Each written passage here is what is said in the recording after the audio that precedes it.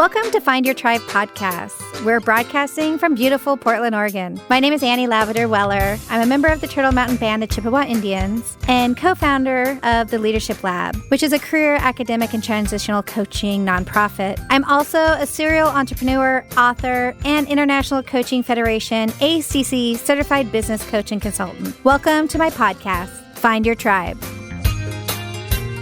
Hello, and welcome to another episode of the Leadership Lab podcast. My name is Annie.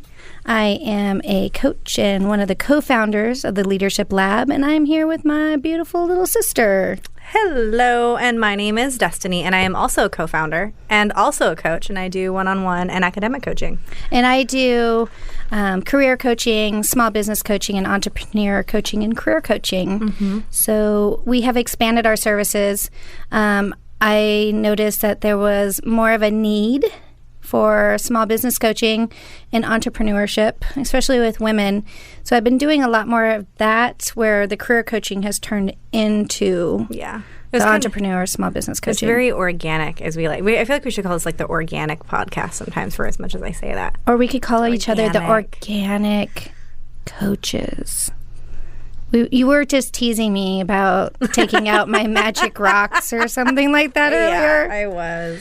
Yeah. I was. It's hot, and my brain is, I think, probably boiling right now. It's not that hot outside. I don't know what your issue is. I'm melting. You're melting? Yeah. I was going to ask you how your week was. I mean, because I didn't see you really that much because we've both been busy. Mm-hmm. And also, I went to the military ball this weekend. But how was your... You did the garden. I did. My partner and I finally finished I should put some pictures of this up on Twitter and our Facebook. We finally finished our garden beds, which was it was 2 months long of making this out of pallets, and it was this whole thing. But we finally got the babies in, and they're growing, and it's super exciting. And they're just like these little tiny little babies. So I haven't planted my garden yet. No. But I did hear that it took, what was it? I like your Facebook post where it took 7 pallets and 14 bags of potting soil and 2 lesbians and a pug. It was 11 pallets, 13 bags of potting soil, 2 lesbians, 53 starts. 53 starts? Yeah. Jeez. So many. And then a pug who mostly just tried to romp around. And snort. Yeah. And snorting a lot. Yeah. Yeah. What about you? Well, we went to the military ball. I did not buy a new dress. Mm-hmm. I just wore an old dress that nobody had seen before because I wore it in Missouri. Uh-huh. It's kind of sad because I noticed the military ball is getting smaller and smaller. Mm-hmm. And I just don't know if that means that there's not a lot of people enlisting in the Guard and the reserves, which is kind of sad. No. Because we need those people. Yeah.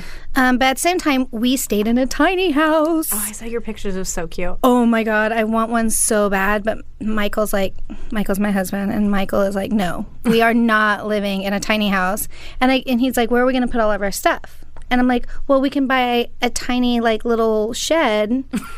And he's you'd need a house-sized shed. You'd live in the shed, and then your stuff would be in, the tiny house, basically. No, I think that I could pare down. I've pared down a lot. We went from 1,400 square feet to 800. Mm-hmm. It'd be a boon for me, that's for sure. I mean, every time I get smaller and smaller, Destiny gets more and more stuff. The luxuries of being a little sister.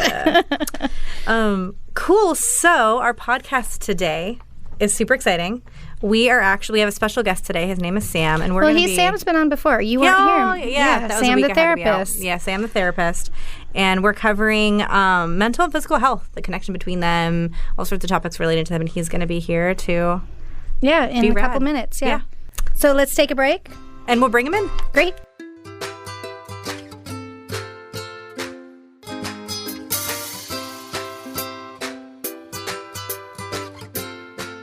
Well, welcome back, and we have Sam the therapist back with us. Great to be here again. Yeah. Check me out at councilportland.com. Yeah. Still accepting clients. Yeah, check him out.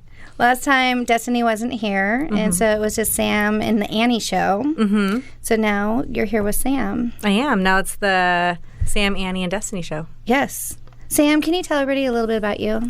Sure. I'm a social worker. I primarily have worked in homeless services in the past, but now I have a private therapy practice in Portland. And I moved up from Los Angeles about a year ago. I love Portland so far. Yeah, we're not upset that he moved here because he's cool, and you had the beard beforehand. I think that if I can make it 2 years, then it'll be okay that I'm here. Yeah. Really, honestly, I think it's that's 5 about the plus. I think is the cutoff. Yeah. Yeah. Greg, the producer, is shaking his head. Yes. I don't meet too many people that have been here that long, so. I know, it's so weird. I've lived here my whole life, and so it's so strange. I'm just like, really? yeah. It's weird. It's still weird to me that so many people haven't lived here for very long. Leadership Lab is made in Portland. It is made and was born in Portland, except you were born in Tacoma. Yeah, that's true. It's still Pacific Northwest. It is still the Pacific Northwest. Okay, so we're so good at getting off track. Tangent. Yes. So today we're talking about physical and mental health and how they can relate to each other. And Sam was awesome today and sent me an email that was very therapist-like. You know I'm going to give you shit. Maybe too much so for your taste. Yeah. Well, and we really, maybe you can explain, there is a difference between mental health and mental illness, and we're really not getting into the mental illness, but maybe you can kind of explain a little bit. Yeah, well, one of the things I just wanted to talk about is health. We define health based on what the social expectations that are placed on us are, what do our family want out of us? What does our employer want out of us? And that's like how we gauge how we're healthy. 100, 200 years ago, it's like, can you have 10 kids? And that's healthy. And if you can't have 10 kids, you're not healthy. Mm-hmm. But it's so dramatically changed in that period of time. And who knows what it's going to be like, 10 years from now or 100 years from now. But we all know that we're unhealthy because we're not able to meet expectations that are placed on us. Every time, even when we were doing the sleep thing, it's about us meeting expectations and anxiety around those expectations. Did I just buzzkill it? No, not at all. That's definitely my core philosophy. I think I just buzzkilled it. Well, it's true. I guess I'd never really thought of it like that, about the fact that it's kind of external expectations put upon yourself that you've taken in and internalized. And I think for a lot of people, it's really hard to kind of separate those things and create your own expectations versus only living up to somebody else's. And you're never going to live up to somebody else's expectations. You might, but more than likely you're not going to, or you're not going to think that you did. And yeah, I try to live. I've noticed that I'm harder on myself than anybody ever could be. Mm-hmm. And then people talk to me about God, and this is just a side tangent. And I'm like, you know what? I'm harder on myself than anything, God, anybody out there. So I'm never going to be perfect. I'm always going to look in the mirror and see a zit where people don't see zits. Mm-hmm. And I tell my husband I'm fat, and he tells me that I'm not fat and I'm beautiful and that I'm the same weight and same everything the day he met me 5 years ago. Yeah.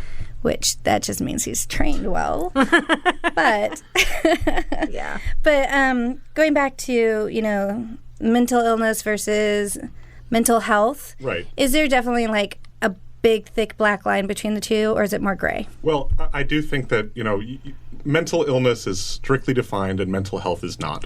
There's no definition that's satisfactory that exists anywhere in terms of what mental health is. But mental illness can be strictly defined in terms of, do you have impairments in some aspect of your life, and do you feel distressed about it? And is that caused by some sort of symptom that you can identify? But, mental health, what does that mean? How happy is happy enough? I feel like when I hear the word mental health, because we each probably define it differently because there isn't an actual way to define it. Absolutely. But I think of it like in the same category as the idea of just plain physical health. Mental health is just your state of well-being, excluding any mental illness you might have. It's just, here's where you are. It doesn't mean you're healthy. It doesn't mean you're unhealthy. It just means this is the idea of mental health. And the same thing with physical health is just this idea of a thing, and then you're within the gradient, within. Do you meet your own expectations? Are you living? And there is such, the whole thing today, our whole podcast is all about the connection, and there's such a real connection between them. There is. And, one of the things that I was discussing was the fact that my brain tricks me into not exercising, which is good for me. And I don't know how to explain how my brain tricks me into not exercising. Maybe because, you feel tired, you've had a long day, your knee's bugging you, maybe you shouldn't go for a run, which really, I could go for a run. Mm-hmm. I can go and do something if my knee is bothering me a little bit. But my brain makes it so much bigger, a mountain out of a molehill. And you're saying it's good that happens. It's good? Well, is it? No, it's not. You're saying it's never good. No, it's never good. But I think sometimes it's good, though. Sometimes it's your body telling you not to do it, which your body does sometimes because you go too My hard. body tells me every day on where I'm going. Like, if it wasn't for Michael and CrossFit. But the thing is what upsets me is I know when I get there, I'm going to have fun. Mm-hmm. When I'm on the road running, or if I'm in CrossFit, or because I like to do the hot yoga, I love it. I leave and I'm just like, yes. It's like after having sex. It's like your endorphins are going. I accomplished my goal for the day of exercising, but my body is saying no, no, no, no, no. Or my head, I guess. We don't even know which no. one it is. Something somewhere is telling you not to exercise. Yeah. Even though on some level you know that exercise is the one thing that's going to work for you. Well, because not only does it help me physically, but also it helps me mentally. Mm-hmm. I notice when I exercise, it takes a couple weeks to kick in, but I feel more clear. My head's more clear. I just feel better all around. It's the one thing that's the most guaranteed to improve stress, improve mood, improve cognition, all the way down the line. Yeah. It works. But do you have the same issue as me? Yeah. We are sisters, and we kind of mind meld a little bit. Well, and it's funny. I have a very good friend. I'm not going to name any names or anything, but she's recently been through some really intense stuff, and her body is shutting down, right? Like completely shutting down. And it is like directly core. Like it's obvious that it's the mental stuff. It's just like all the stuff in her life that's happening. And that for me is such a prime example and such an obvious example of this happening, where it's just like all this shit, and then your body is just like, F it, I'm done. I'm going to bed.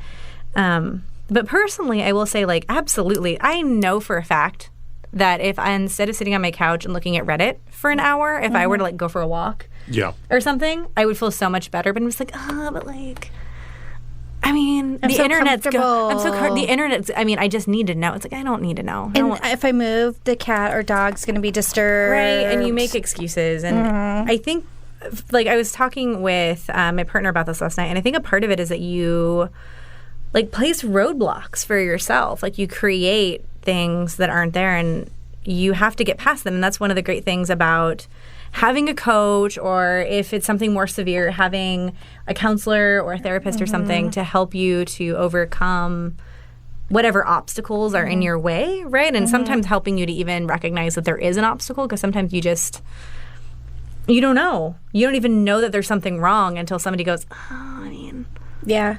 Well, I notice, and, I'll probably bring this up because I think, 50-something% of Americans have been divorced. And when I was in my marriage, I was heavier.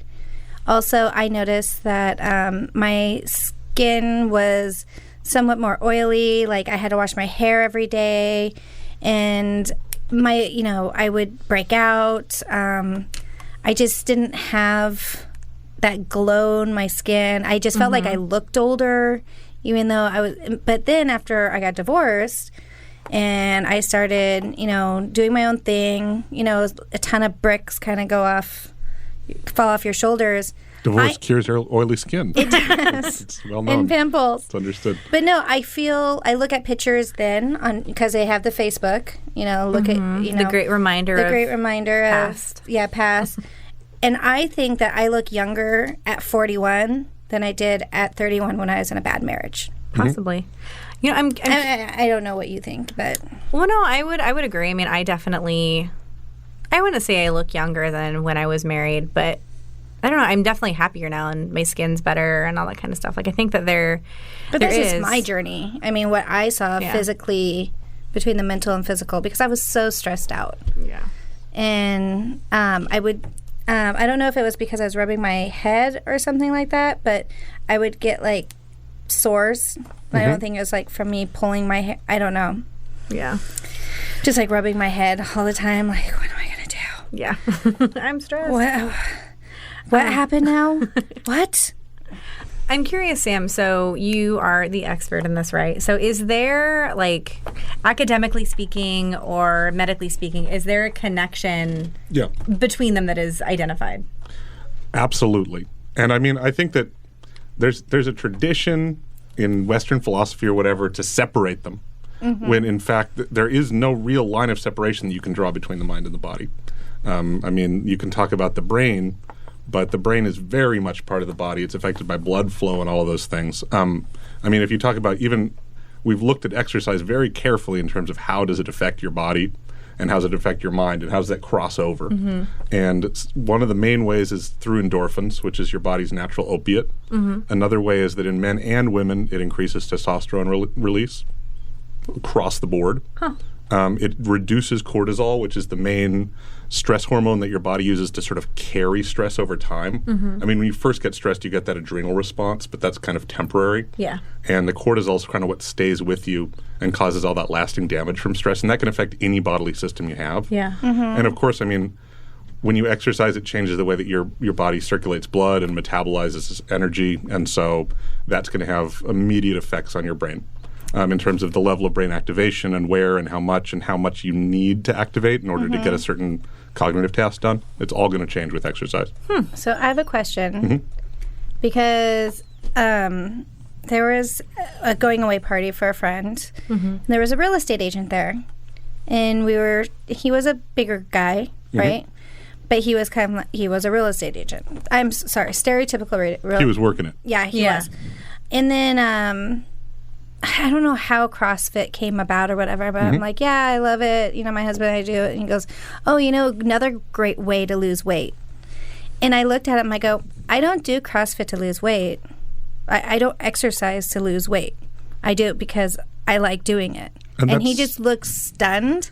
But it pissed me off that I am a bigger girl, but you just That's automatically so assume. Well, it's the assumption. People assume that when you exercise because you're like, man, I have this size I want, there's this dress I want to wear, you know, there's like this pants, this whatever. Vanity. It's vanity, right? And the reality is that like a lot of people do it because it makes them feel good. Like not just physically, like in the way that you look, but like emotionally and mentally, it makes you feel good. The majority of the benefits from exercise, at least from a mental health perspective, are irregardless of weight loss. Yeah. They occur even if you don't lose a single pound. So how do you motivate yourself, though? How can I motivate myself saying, like, okay, dude, you know, yoga starts at 4:30. You know you need to leave the office by 3:30. You got to the office around 7:30 so you could leave early. You got to close down and you got to go. Ooh, that's the question of the day. Do you close early? You know, I've been kind of okay, but lately, no. I've been stressed out a little bit about the stuff. You've been at work longer. Yes, I did do a 10-hour day today. Yeah. I know. I mean, on some level, it sounds like maybe that's your priority. And if that is your priority, I think it's important to be really honest with yourself. Because if you're beating yourself up, I mean, I'm getting back to my central theme. You're putting a lot of different expectations on yourself. It might be that you just need to exercise later. Yeah. And that can cause a lot of problems for a lot of people, too. Because, I mean, I know for me, when I go really late, it can kind of make it harder for me to sleep, actually. But it might be worth it for you right now, depending on what your priorities are. Yeah. I get cranky. The problem is eating. See, if I'm not have food in my belly by about 6:30, I turn into a raging, crazy woman. Well, you have to figure out like I get the hangries. You do. Well, and I think we all do. Like, I had dinner before we left because I was like, I'm going to be so hungry. But I think you have to identify what is what's actually realistic and what do you want, right? Like, it is completely realistic for me to leave. We own our own business. True. And in that case, you kind of got to just like do it. Fucking do it. Yeah. Right? What's keeping you at the office so long? Right? I get wrapped up in projects, you know, and I go, oh, I'll leave in 5 minutes. Oh, I'll leave in 2 minutes. Oh, and next thing you know, what do you want? I need to write something down. Dang. We can leave that in. Jesus. I wanted to write down, should we be taking a break soon? That's what I was trying to do. No, we're definitely at Back from the sister fight. Let's get back to the show. But I'm not allowed to have the cookie pen. No, she is not allowed to have the freaking cookie. Because I just said cookie pin. The clicky cookie- pin. the The clicky pin. Okay. And do we want this to become Annie therapy every time? Because I think it's actually kind of a fun does. dynamic. It works, but I don't know if you want it. Well, because Annie needs lots of therapy. Yeah. You're fun to ask questions to, and then we get an answer that kind of is relevant to the show's topic. And I think as long as it doesn't go like too far down the rabbit Right. hole, then it's Oh, so it can't be all about me. no. I mean, we're recording all this, and this is going to be, on the podcast, like internationally. I'm totally comfortable with it being all about Annie. Like, I don't. yeah. I mean, don't whatever care. you guys want. It's bad enough that you already think it's all about Annie. No. I'm just because it's easy to get down the rabbit hole. It is. See, that's her nice way of saying, "Shh, you're pretty when you don't talk, sister." Oh, please. You're pretty regardless. Aw, I love you. I love you Okay, too. so wait a minute. Okay, so that's my big thing is not leaving. Work to go exercise. I know it's something mental. I don't know what it is. Yeah. I know it has to deal with stress. I mean, I'm not dumb. I know myself, but I just need to trick myself into going, dude, afterwards, you're going to be so freaking happy. Yeah. What is it though? It's so you say I want to leave at 3, and then you don't leave at 3. It's because you're not even aware that 3 o'clock is happening, or it's just because you're telling yourself that it's important that I finish this thing. I don't know. I could guess. I can. What do you see- what oh, do you I think can that's see like? it. What do you think? I can see it perfectly. I can see you're at work, 3 o'clock's coming up, and if you weren't a giver, you wouldn't be in the career that we're in, right? We're automatically, not automatically, but we're kind of like intrinsically givers, and you just keep giving to your job. Yeah, Right? that might be it. You keep giving to your job, giving to your job, giving to your job, and you're emptying your well, like your love well or whatever it is inside of you, and you're giving it all to that. And then when it comes time to fill your own up, right, with exercise, the faucet's empty. So I'm saying this right now because I don't have anything, I don't think, coming up, because sometimes we have things at night. Absolutely. And it's, one of the things that I love doing is I like doing the hot yoga, and it's 90 minutes. It's a long time. And then you I have could see to... during the winter. I could see doing that. Oh, I love hot God, yoga. it sounds so Anytime. If I lived in uncomfortable. Iceland and like Reykjavik or something. Okay, you guys. Are we doing hot yoga right now? In the studio. But are we hearing a commitment right now that you're going to So, stop yeah. working at 3? So that's my commitment, is I'm going to do yoga at least twice a week for the next month. Do you want us to hold you to that? Yes. Accountability partners. I need more accountability partners. It's really hard when one of your best friends that isn't working right now calls you up and go, hey, it's Monday. You want to go get a drink and go do some karaoke? And you're like, no. Anyways, You're like, side tangent. Yeah. So that's what I'm going to do. Hot yoga twice a week and CrossFit twice a week. It's easy to do CrossFit because Michael loves doing it and we love working out together, so we keep each other accountable. We do sometimes like on a Saturday, we try to do the Saturday open gym, but sometimes it's nicer just to sit on the couch or go to the garden or something like that. But we try to fill up the CrossFit time with a hike, or we go for a run or something along that line. So we've been talking a lot about me. I can talk about me a little bit. Yeah, we you should. want. Yeah, talk about you. but I think Destiny needs more because, I have a lot of exercise dysphoria is what I call it. I don't really enjoy exercising. I know it's good for me, and sometimes I enjoy it, but there's a lot that's unpleasant about it for me. And so I've needed to work on just what I've decided is no matter how good for me I think something is, if it's really unpleasant, it's like it's not going to happen. It's not even worth trying. I've just tried to go for those types of exercise that I find the least unpleasant. So why don't you like because I love sports and I've always been pretty active because growing up in a shitty environment like Destiny and I did, exercising and going out and playing and things like that gets you away from the shittiness of your family. Yeah. So what is your This reason? is one of the biggest disconnects I think that people have around exercise. Is some people are like, exercise is great. Like, it feels good. And it's like, no, it doesn't. Like, I get that there's benefits to it, and I realize those benefits. But it's very hard for me to motivate myself to actually go and exercise because I don't enjoy it. So you don't enjoy anything physical? I expect not to enjoy it. Sometimes when I'm actually doing it, I do, but I expect not to.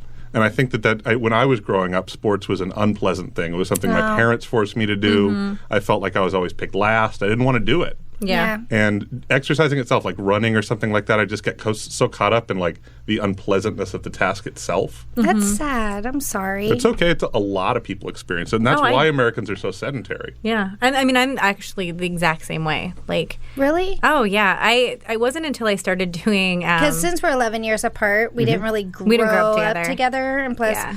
I was taken out of the house when I was 11 years old, 12 years old. So Yeah, I think we spent very little time in the same house. So our experiences, while similar, are pretty dissimilar in a lot of ways too. And like I was teased for like oh, she doesn't know how to run very well, blah blah blah. And so as an now you make me feel bad because I tease you because she does. When I first saw my sister run, I almost peed my pants because she hasn't. I don't have a ton of coordination, and so because of that, like I run weird too. Yeah. right? You get like a thing about it, and then you don't want to do it. So I gave you a phobia about running now? I wouldn't say you. I mean, I would say that like I've had a lot of people like joke about it, and so as an adult, it makes me so much less inclined. Like similar to you, Sam, where you put them together, and it literally wasn't until I started doing jazzercise a couple of years ago that I hated working out, and I started doing jazzercise, and I was like, this is so much fun. You know, So I much fun. love Richard Simmons. I've always wanted to go work out with Richard Simmons. I met him once and he made me cry.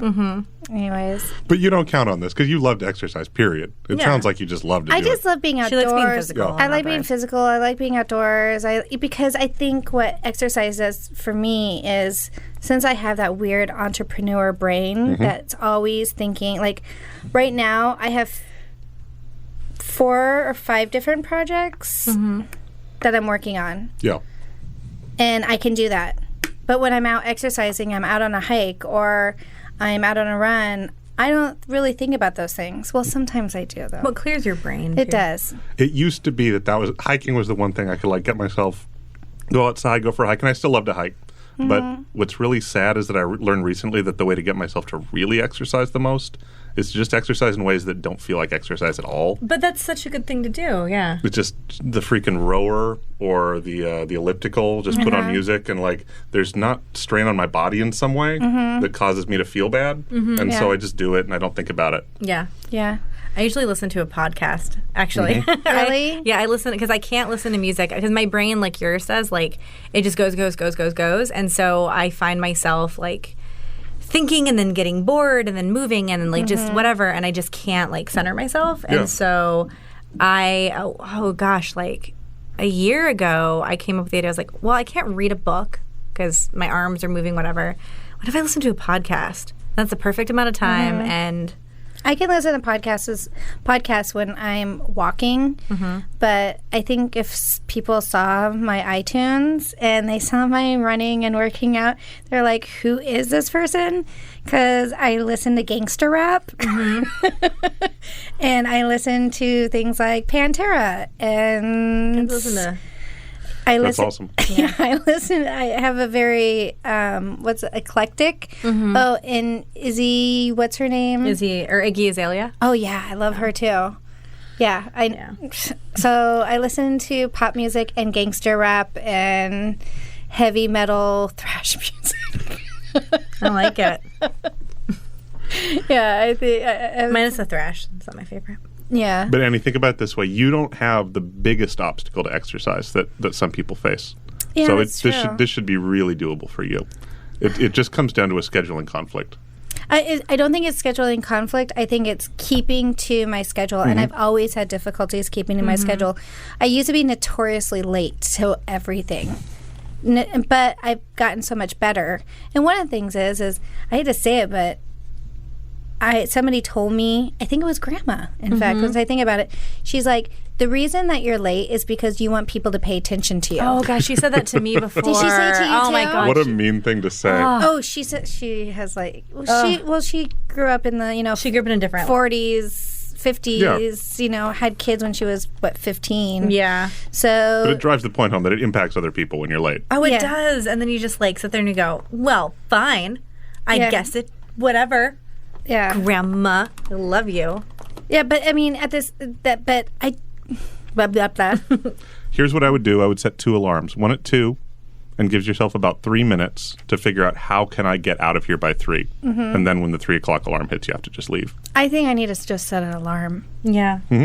I think I need to set I have the meeting reminder that pops up on my phone, and it pops up because I have an iWatch, and it dings, but I can hit snooze or I can hit dismiss and keep on going.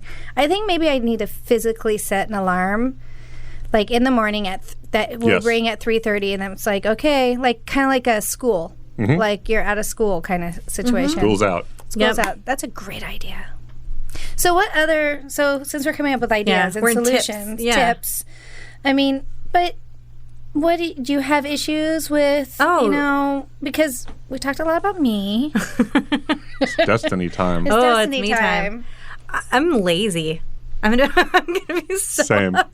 I'm like, and it's like I know that it's important, and like I want to do it, but I just deprioritize it. I just go. The heart wants what the heart wants. Right, like there's other things that I could be doing. Oh, well, I could go, but like then I have to like change my clothes, blah blah blah, and it's really hot in there. And I just make excuses, and so it's funny. I was actually this is so pertinent. I'm going to Europe in like 2 months, and part of the time we're going to be on like the French and Italian Riviera. And I was sitting there thinking recently, I'm like, oh my god, I'm going to be there. And what if we're doing like a ton of walking, and like we might rent bikes, and then I'm just going to be like, You're gonna in Europe. huffing That's the and only thing you puffing. do is Right? walk and ride bikes. And I just don't want to be the person who's just like, guys, I'm real tired. Could I just sit down for a while? I can't. So does Adrienne work out? Oh yeah, she loves it. She rides bikes and she swims and she's just So like, she exercises every day. not every day. She exercises a couple times a week. Why don't you go with her? Because I'm like, oh, it's in the morning. I'm tired. So that's actually like, I know, right? Like that's what I'm saying. I'm lazy. I can't work out in the morning. I can't. Yeah. I only can ever go at about 11. That's about the earliest I can ever go. And I prefer to go at like 6 or 7, which is not good because then I'm like up late. But my body gets really active and aroused later on, and it's not in the morning. It's just sluggish. Well, I feel like you should listen to it though. In some ways, like if you, I mean, honestly, if your body's telling you that at 6 or 7 o'clock at night you need to be working out, and you own your own business, right? So you kind of make a little bit of your own hours. Right. I've definitely designed my life around my body. I don't know if that's for better or for worse. Here's the thing, right? I mean, I think that a lot of the problems that exercise solves are the same things that get in the way of exercising. And so it's like if you exercise, you have better energy levels. But your low energy is what's getting in the way of your exercising. It's that so it's like this hump. catch-22, right? Yeah. And so if you have thinking that gets in the way of that like sort of reinforces that it's like, oh, it's okay, I shouldn't exercise in the morning. That thinking is probably not productive or helpful for you. Exactly. Yeah. And I definitely have it too, and it's definitely something I struggle with. But like to naturalize it and say, this is just messaging from my body that I just need to listen to, I don't know if that's going to be helpful for you in addressing your exercise. Well, I know for me, I literally just have to just go. My schedule has become a little bit more complicated recently, so it makes it tougher to go at my perfect time, which I think is that way for a lot of people, that there's that time that like you really want to go, but there's life things or whatever happening, so you can't. And so what I really need to start doing is just waking up in the morning, exercising, and then going to I've work. invited you to go with me. I know. It's in the evening, and it's real expensive. It's not expensive, number one. And I even said I would pay for it, number two. And number three, you just don't want to do it. I know. I feel like Adrian's going to listen to this. Adrian's going to listen and she's going to be like, oh, yeah, huh. She's going to like just look at me and give me that, like, that eye your partner gives you. She doesn't know about all of this yet, but she will now. She will. She's going to sit there and be like, oh, yeah, Destiny, are you just lazy? Oh, I'm going to make you You're not lazy. I know. You're not lazy. But the thing is I think that exercise every day, even if it's 15, 20 minutes, walking at a brisk pace or something like that is really important. It's super, super important. It's true. And I need to do it for Star, too. Yeah. The dog? What's wrong with the dog? Oh, Sorry. We just get on a weird side. We do. I want to take her and, like, let her... I'm sure she gets bored, right? Like, she just lays around all day. The pug. Star's a pug. For listeners who I don't think I've talked about Star yet. She is a 7-year-old pug with an attitude and who is just like the cutest thing on the planet. Oh, so Boo Boo's 16 and he just sleeps all day. Like, I don't know how he can hold. Like, we have to honestly pick him up out of bed in the morning and like put him on the floor and be like, okay, it's time to go outside. And he gives you like that shitty side look, like, why did you take me out of there? Anyways. Yeah. Well, so the next thing I want to talk about is tips to get back on track, which I feel like is our theme for tonight about getting back on track. Yeah. What we're talking about. It's too big of a topic, so we kind of drilled down a little bit. I think producer Greg's going to have a really hard time editing everything. Me too. Yeah. He's going to be like, oh, he's a professional. He knows what he's doing. I know. So we're tips.